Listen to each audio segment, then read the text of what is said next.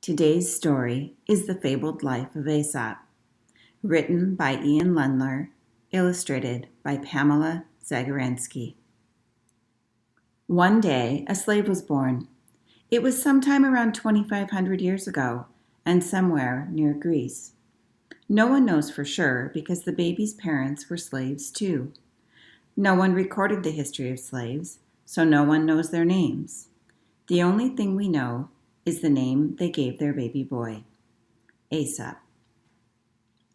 Aesop was taken from his parents and sent to work in the grape fields of Samos, a hot, dry island in the Mediterranean Sea.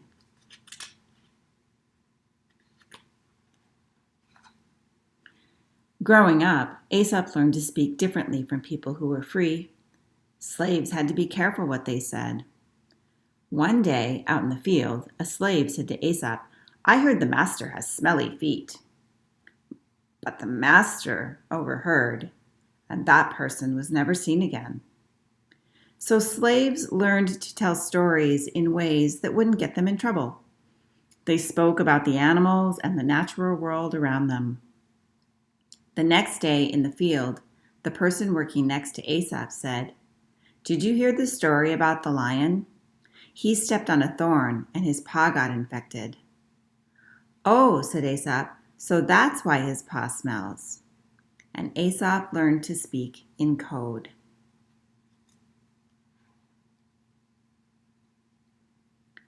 Everyone soon noticed there was something special about Aesop. One day, the water in the well dropped so low that the bucket couldn't reach it. No one knew what to do. But Aesop had an idea. Everyone thought it was so clever that they all pitched in to help. The water began to rise, and when it reached the top, their cheers drew the attention of his master, Xanthus. Xanthus decided to test Aesop. He said, "You're clever enough to help slaves, but are you clever enough to help me?" Aesop hesitated. He was scared. He had to find a way to tell the truth without angering his master. He had to speak in code. Aesop said, "One day, a mouse accidentally stepped on a sleeping lion. The lion woke and grabbed the mouse. 'Let me go,' begged the mouse. 'Someday I'll repay you.' The lion laughed at the idea of a puny mouse helping him, but he let the mouse go. The next day, the lion got trapped in a hunter's net. He roared helplessly. The mouse came running. He gnawed at the net until it broke. The lion was free. 'You see,' said the mouse, 'even a mouse can help a mighty lion.'"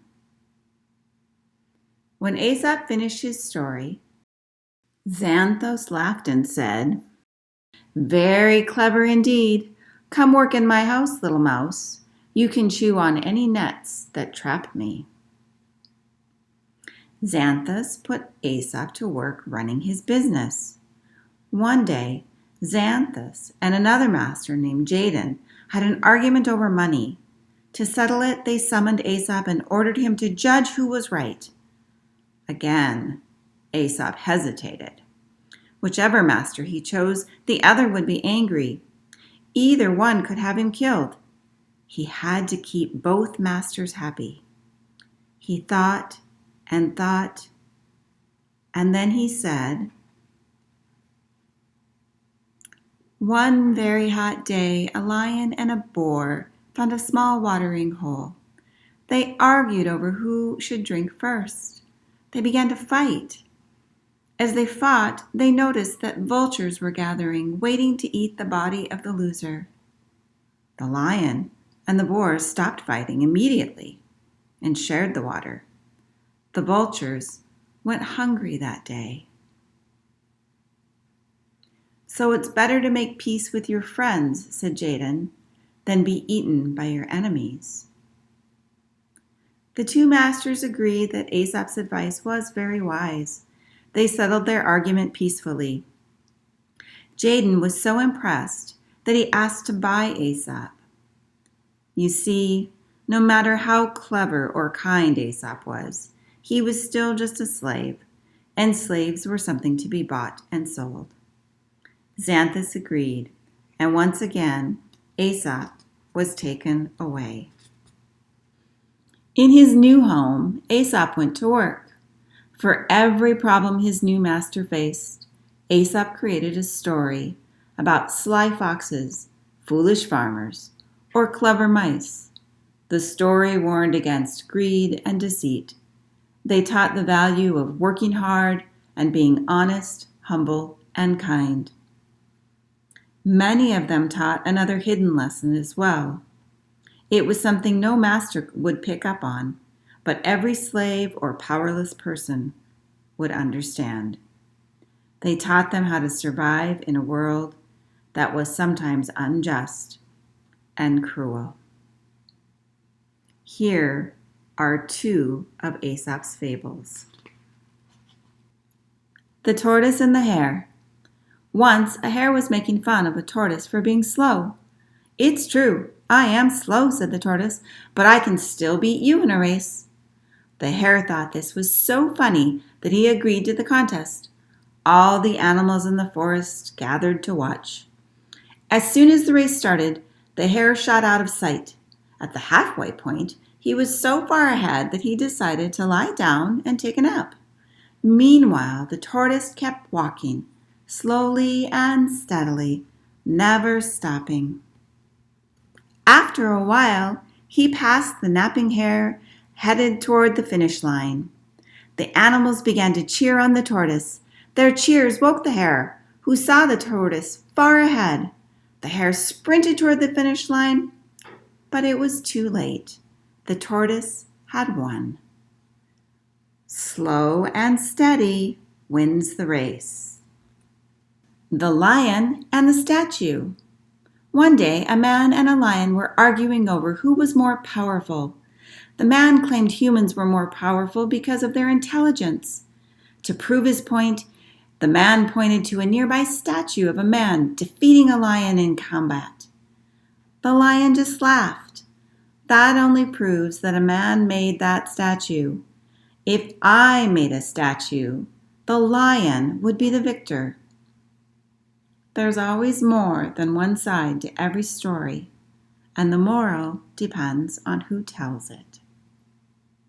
With the help of Aesop's stories, Jaden became a successful and well-respected man, not just in business, but in life. He became a wiser and more generous person. He learned to treat others with respect. One day he said to Aesop, "I would like to reward you for your service. Ask me anything, Aesop, and I will grant your wish." This time, Aesop did not hesitate. He told a story he had probably wanted to tell his entire life.